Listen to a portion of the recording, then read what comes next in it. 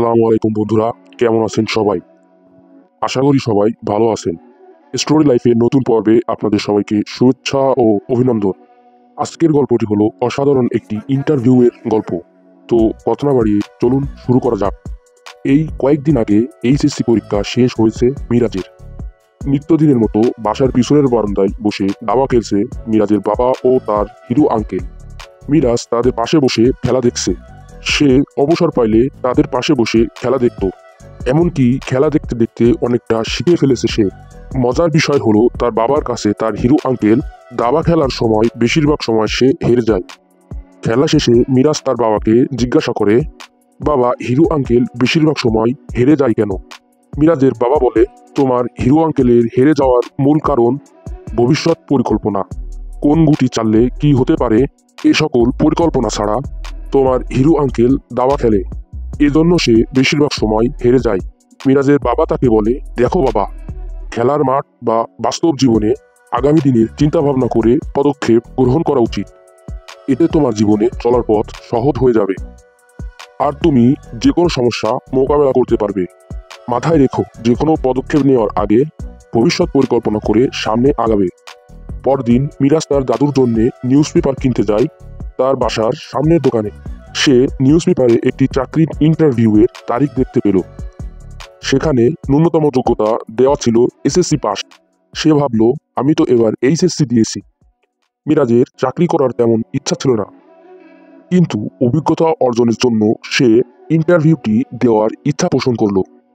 তো ইন্টারভিউটি ছিল এরকম যে, অফিসের বস একটি সুন্দর রাজ্য ও একটি মরুভূমির ছবি দেখালো এবং বলা হলো, 1 বছর তোমাকে এই রাজ্যের রাজা বানানো হবে।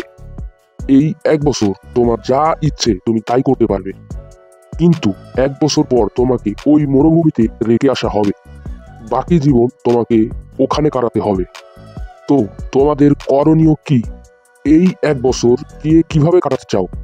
বস মূলত সকলের সাধারণ জ্ঞান এর একটা পরীক্ষা নিতে চাইছিল, যে কার সাধারণ জ্ঞান কেমন আছে। তো কেউ রাজ্য শাসন করলো, রাজ্যের দুর্নীতি দমন করলো। কেউ বা আবার খুশি হয়ে রাজ্যের প্রজাদের 1 মাসের কর মওকুফ করে দিল। কেউ প্রজাদের নিরাপত্তার জন্য নতুন আইন প্রণয়ন করলো। কেউ বা আবার তার সেবা যত্নের জন্য 3-4টা রানী রাখলো। আবার অনেকে বলল, 1 বছর সুখ শান্তির জন্য আমি আমার বাকি জীবনটা নষ্ট করতে চাই না আমি এরকম রাজত্ব। তো অনেকের চাকরি হলো, আবার অনেকের চাকরি হলো না। অফিসের বস তার মনের মতো উত্তর পেল না। অবশেষে প্রবেশের অনুমতি চাইল মিরাজ। সবার ইন্টারভিউ শেষ, একমাত্র সে বাকি আছে। মিরাজকে অনুমতি দেওয়া হলো। ভিতরে প্রবেশের পর মিরাজ সিভি জমা দিল। তাকে বসতে বলা হলো।